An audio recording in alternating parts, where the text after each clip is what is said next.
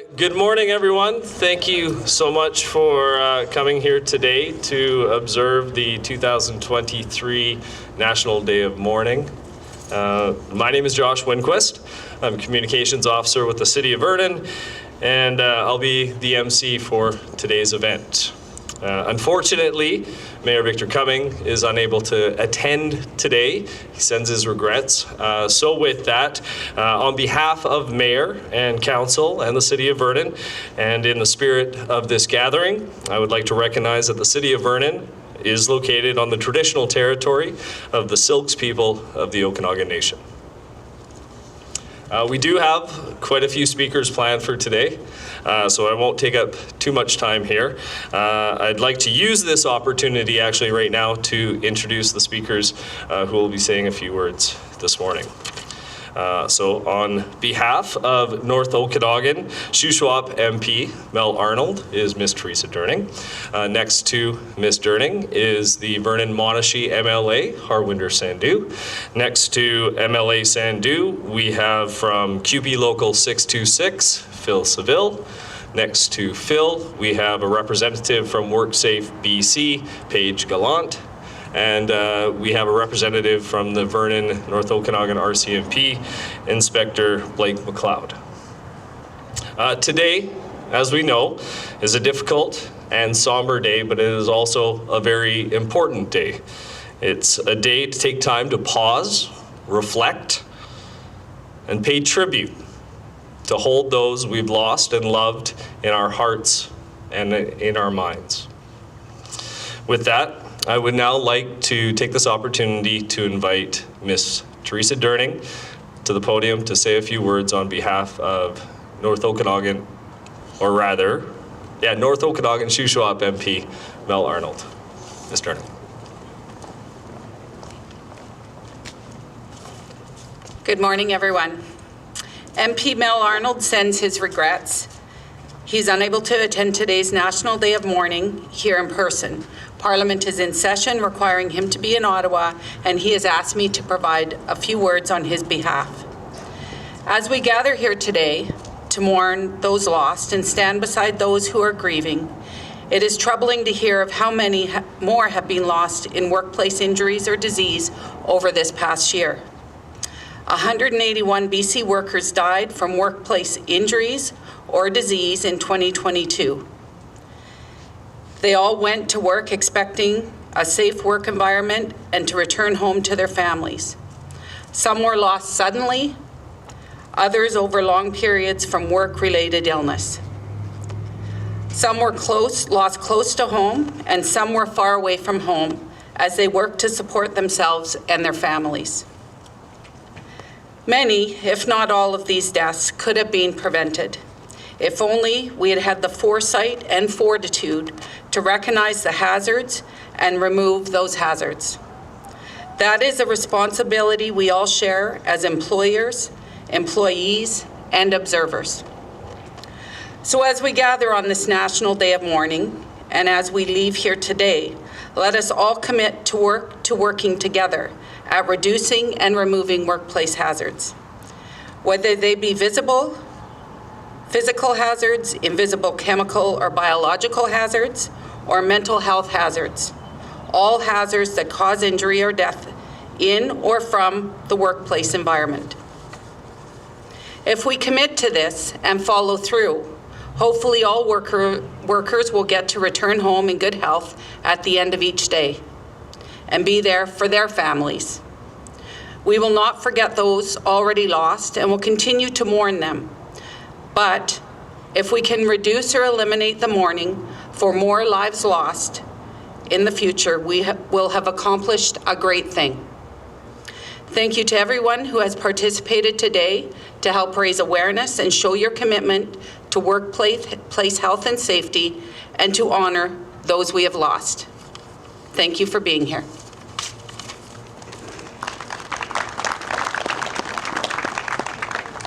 Well done. Thank you very much, Ms. Durning.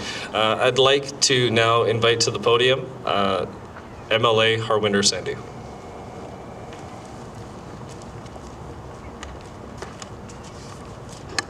Good morning, everyone, and thank you so much for being here today. Before I share my remarks, I would like to acknowledge that we are gathered here on the traditional and unceded territory of the Seal people of Okanagan Indian Nations, and I paid this land acknowledgement to reaffirm my commitment to treat those relationships with dignity and respect that they always deserved. As we all know, today is a solemn day to remember and honor the lives lost by workplace accidents, illnesses, and to pay tribute to all workers who didn't make home safely at the end of their day. Today is a stark reminder that we must do everything we can to prevent worker-related injuries and deaths, to renew our commitment to our workplace safety across the province. Every single loss is tragedy, and every single person lost is too many. Not just for the worker, for their colleagues, their loved ones, for their community, and for the entire province. That is why we continue to work tirelessly every day to build a culture and the health and safety where health and safety is paramount. Here are some of the few things our BC government has done to demonstrate how much of a priority worker safety for us is. We made progress in several important areas like licensing and certification requirement for asbestos abatement contractors and workers will be coming into effect to keep workers safe from deadly consequences of exposure to asbestos. And there have been incidents, even within our areas and jurisdictions, that employers, despite multiple violations, they don't do their due diligence, and then that is not good, and that's why these things in place will help. WorkSafe BC has hired more prevention and investigation officers, increased penalties for non-compliance employers, and enhanced investigations for workplace incidents. We've amended the Workers' Compensation Act to allow firefighters, wildfire firefighters, fire investigators, and firefighters working in the First Nations and the Indigenous organizations to have easier access to workers' compensation. We've done improved and simplified the process by which workers can make a complaint to the Employment Standard Branch and got rid of BC previously set up self-help kits by the previous government, made the most significant improvement to Workers' Compensation Act in more than 2 decades, which was needed, improved BC's Employment Standards Act to better protect children and youth from dangerous work. We made it easier for workers to get help when they feel their rights have been violated, provide more job protection to people dealing with difficult personal circumstances, and ensure that people are paid wages they are owed, and that those who violate the law do not have unfair advantage. We made changes to support long-term sustainability of defined benefit pension plans that British Columbians depend on, and we've introduced paid sick leave to support workers to stay home when they're feeling sick during pandemic, and also we introduced a permanent paid sick leave, which is coming into effect. We've made some changes around licensing and certification requirements for asbestos abatement contractors and workers. These will be coming into effect soon. So Work BC has hired more prevention investigation officers, increased penalties for non-compliant employers, and enhanced investigations for workplace incidents. Despite all the work we're doing, let's not forget the lives that have been lost and families that are still being impacted by those losses. All the work we're doing, I know it's not going to bring comfort to the ones you've lost, but let's reaffirm our commitment that how we need to continue so nobody is injured or nobody lose life at their workplace.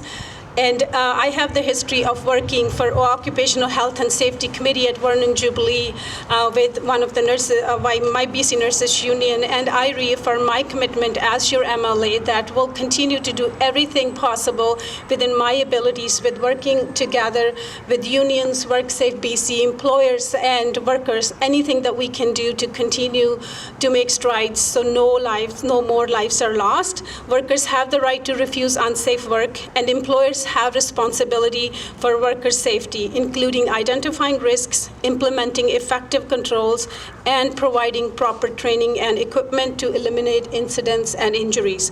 Together, workers, employers, and governments are making a concerted effort to foster a culture that values worker health and safety every day and for every workplace. As we gather today, let's make a pledge to make our vision a reality and put everything we promise into perspective. And I reaffirm my commitment here. Thank you so much for being here, to showing the support, because workers are backbone of our economy and they deserve safer workplace. Thank you so much. Really appreciate it.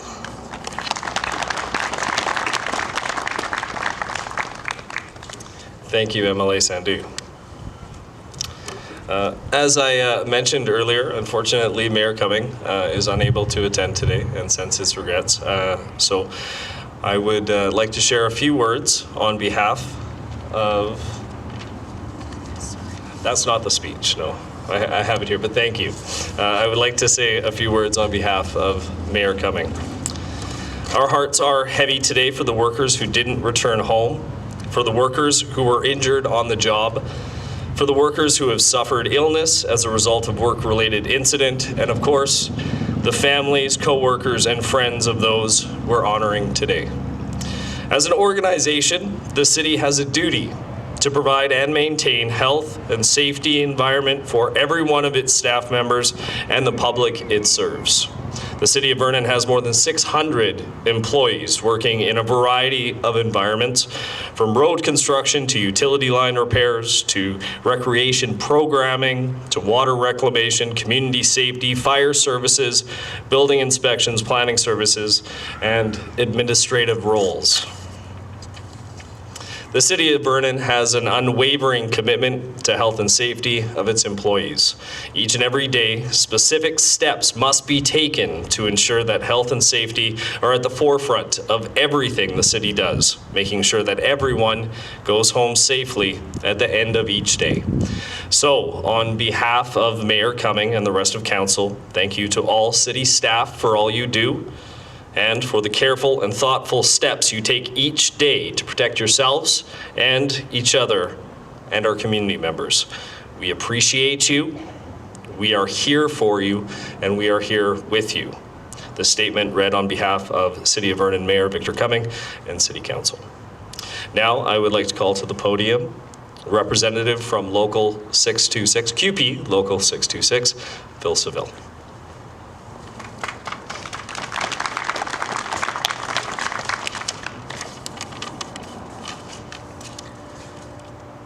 On behalf of CUPE Local 626, thank you for attending this year's Day of Mourning ceremony. All of our work must be healthy and safe.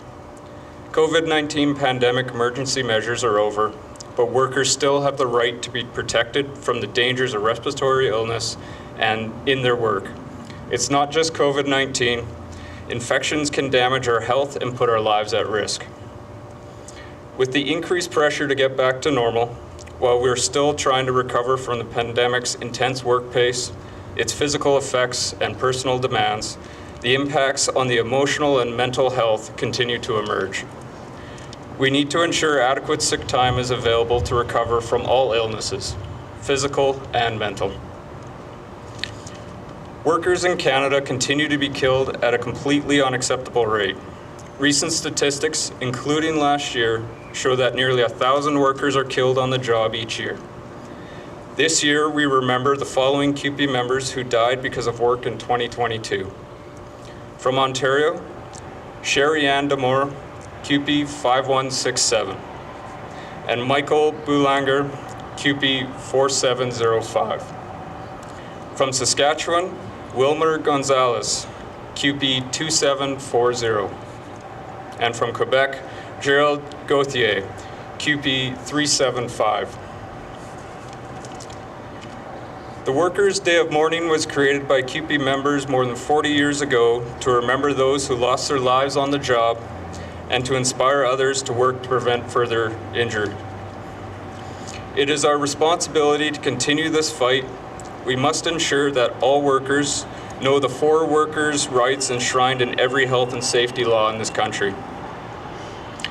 The right to refuse work you believe is unsafe until an investigation can be carried out. The right to participate in deciding what is safe in the workplace and report hazards.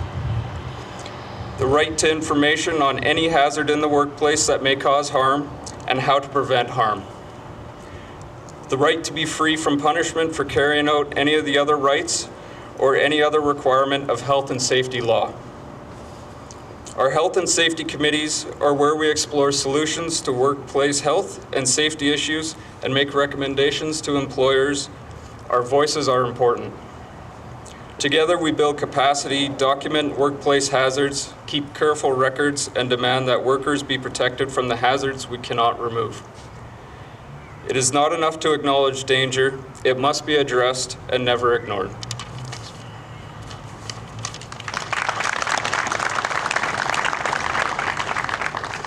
Thank you, Mr. Savill.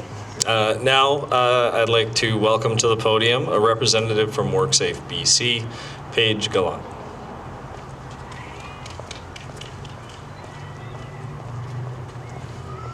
Good morning, everybody. It is a privilege for me to be here today on behalf of WorkSafe BC. We're here to remember the workers who have lost their lives or been injured because of work-related incidents, illnesses, and disease.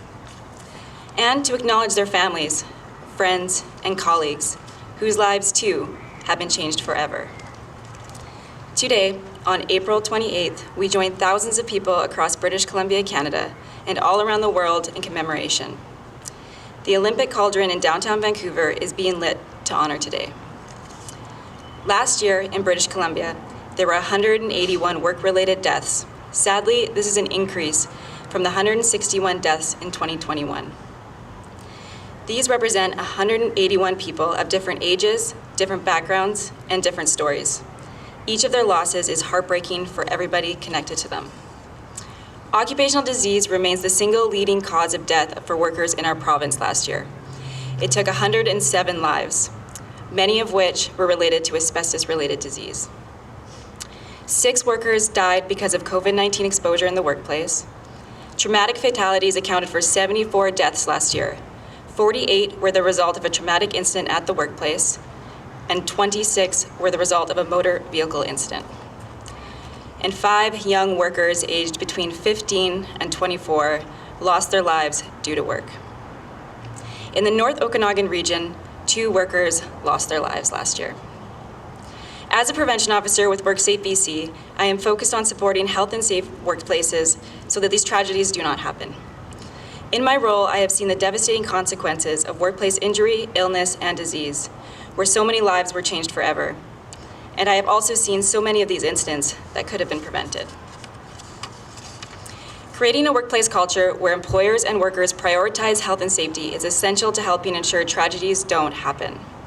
Employers need to ensure their workers' voices are heard by engaging them in their organization's health and safety approach, and asking for their input on unsafe conditions and inviting them to help with solutions. When we say workers, we mean all workers. This includes part-time workers, contractors, and casual workers.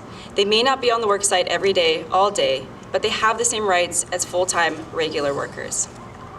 Workers can help build a healthy and safe environment by speaking up about any concerns, asking questions, and knowing their rights. This includes the right to a healthy and safe workplace, the right to be properly trained, and the right to refuse unsafe work. At WorkSafe BC, we work to protect those rights and to ensure, through consultation, education, and enforcement, that employers are fulfilling their obligations to protect workers and minimize the risk in the workplace. Creating safer, healthier workplaces requires all of us to work together. This includes employers, workers, supervisors, industry associations, labor groups, other stakeholders, and WorkSafe BC. Everyone working together can affect change. It can begin with one conversation, one decision, one step in the right direction. It's those seemingly small changes that can have a larger impact than you realize. Each of the 181 people who tragically lost their lives last year, and all of those who have lost their lives due to their work, is the reason for us to continue working diligently to prevent injuries and illness in BC workplaces. So today, as we remember those we have lost, Please take a moment to reflect on the steps you can take to support the health and safety in your own workplace this year. Your input can make a big difference. On behalf of everybody at WorkSafe BC, I want to thank you all for attending today.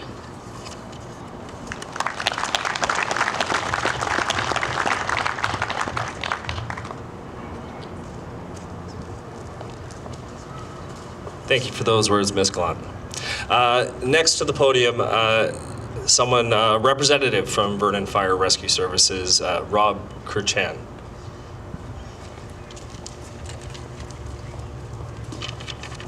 Close. Cucheran. Hello, good morning, and thank you for attending this very important and solemn gathering. Last month, we again added the names of 48 more firefighters to the British Columbia Fallen Firefighter Memorial on the grounds of the BC Legislative Building. Those 48 firefighters lost their lives in the line of duty over the past 3 years from injuries and occupational illnesses that they suffered while serving the citizens and visitors of British Columbia. As important as it is to remember these firefighters, it is equally as important to remember their families, that empty seat at the dinner table. We must honor them by not accepting that dying or being injured is part of the job. Through science, education, safe and best practices, we can and will lower this number. Sadly, we already have more names to add to that memorial when we gather again on the lawns of the Legislative Building in March of 2025. We must continue to work together to identify safety issues that need improvement for all workers in this province. All workers deserve to go home at the end of their shift and to reach and enjoy their retirement. Thank you.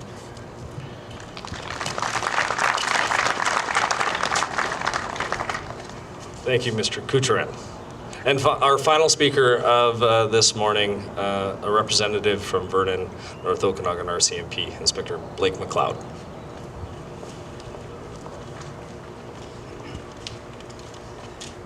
Good morning, everyone. Actually, I'll keep those on. I'm here representing Superintendent Shauna Barr, who's the officer in charge of the Vernon-North Okanagan Detachment. She sends her regrets and could not be here today. So I once again, Kevin Poole, I don't have anything prepared. That's how I usually come to these things and just try and speak from the heart. So I'm not going to be as eloquent as the rest of the people who spoke, but I really will just thank everyone for not only being here, but just the recognition of all workers, represented, unrepresented, not just public safety workers, but for recognizing death and serious injury on the job. I think looking at me in my uniform and fire, EHS, bylaw, public safety, people like that, I think the inherent dangers are obvious. So I won't point them out, but I think having a day like this and just recognizing that and accepting everyone's recognition is really why I'm here to say thank you for that. So yeah, much appreciated, and thank you very much. Have a good day.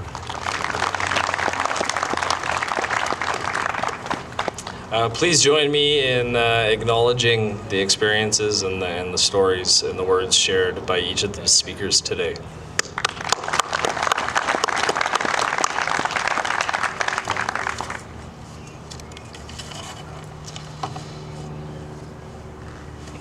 So, because Ms. Durning had stole my notes on my sorts here, I'm trying to pull it together. But at this time, I would like to invite you all to observe a moment of silence and remember those who we're honoring here today.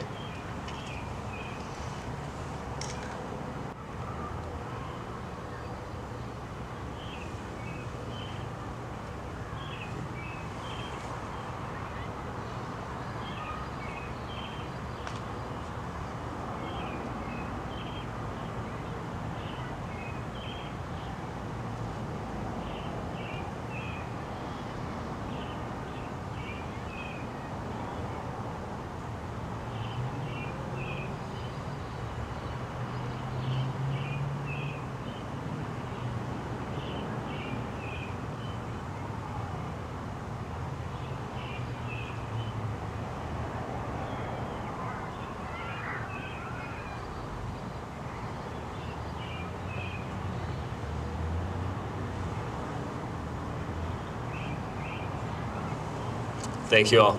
If anyone has brought with them today some flowers or a wreath, I invite you now to bring them up to the podium to be presented. We encourage everyone to have a conversation with the person next to you today. Talk about what today means to you. And as you do so, there are some light refreshments in the corner. In the closing remarks, thank you all for coming here today, and be safe. Thank you.